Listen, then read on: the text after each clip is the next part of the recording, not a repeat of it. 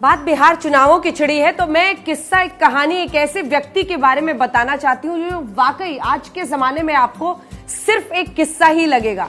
यकीन करना मुश्किल होगा कि कोई मुख्यमंत्री, और वो भी एक बार नहीं दो बार, दूसरे उप मुख्यमंत्री और 2 बार मुख्यमंत्री रहे, एक ऐसे नेता की एक कहानी है जो रिक्शा पर चलते थे। जब उनका निधन हुआ तो पटना तो छोड़िए, अपने पैतृक गांव में उनके पास एक मकान नहीं था जो विरासत में वो किसी को देते। ऐसी सादगी, ऐसी ईमानदारी का नाम थे कर्पूरी ठाकुर। आज जब आप देखते हैं कि करोड़ों रुपए चुनाव में बहाए जाते हैं, प्रचार में खर्च होता है, पार्टी का फंड होता है, इन सब से बिल्कुल दूर अलग अंदाज में वो अपनी पॉलिटिक्स करते थे। और उनका गुणगान सिर्फ इसलिए होता है क्योंकि उनकी ईमानदारी और सादगी की ऐसी ऐसी मिसालें हैं कि वाकई आज के जमाने के लिए किस्सा कहानी ही है। तो आपको बताती हूं, मुख्यमंत्री 2 बार बने। एक बार उनका चयन हुआ एक ऐसे प्रतिनिधि मंडल में शामिल होने के लिए जिसे ऑस्ट्रिया जाना था। अब उनके पास कोट नहीं, दोस्त से कोट मांगा। दोस्त ने जो कोट दिया उसमें जरा फटा हुआ था। अब ऑस्ट्रिया गए और उसी के साथ वो शामिल हुए। वहां पर कहा जाता है कि यूगोस्लाविया के जो शासक थे मार्शल टीटो, उन्होंने देखा वो फटा हुआ कोट और फिर उन्हें एक नया कोट गिफ्ट किया।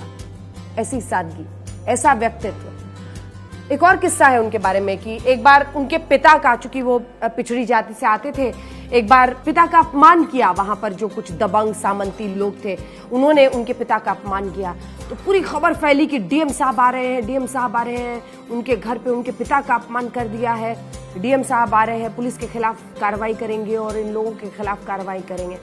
तो कर्पूरी ठाकुर ने खुद जाके रोका था और कहा कि अगर ये जो पिछड़े लोग हैं इनका अपमान तो रोज होता है, सिर्फ मेरे पिता के खिलाफ अपमान होने पर कार्रवाई क्यों?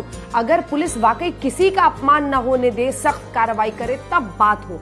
ऐसी सोच, ऐसी ईमानदारी, ऐसा व्यक्तित्व जिसकी वजह से कर्पूरी ठाकुर को अक्रॉस पार्टी जबरदस्त रेफरेंस है। देखिए, जेपी उनके गुरु थे, राम मनोहर लोहिया उनके गुरु थे। ऐसे लोग जो ये मानते थे गैर कांग्रेसवाद की राजनीति में एक अहम व्यक्तित्व, ऐसे तमाम लोग जो ये मानते थे कि भ्रष्टाचार से आगे इस देश को ले जाना है।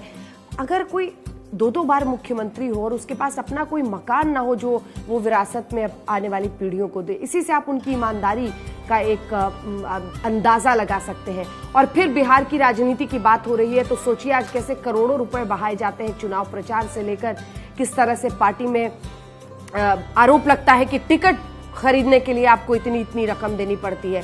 तो एक कर्पूरी ठाकुर का भी दौर था। इसीलिए मैंने शुरू में ही आपको कहा था कि आज किस्सा ही सुनाऊंगी, क्योंकि आप लोगों को ये किस्सा ही लगेगा कि ऐसा भी कोई व्यक्तित्व था, ऐसी भी सोच रखने वाला एक आदमी था जो 2 बार मुख्यमंत्री रहते हुए भी इतनी सादगी से अपनी जिंदगी को जी रहा था कि हर कोई उनकी मिसाल आज भी राजनीति में देता है।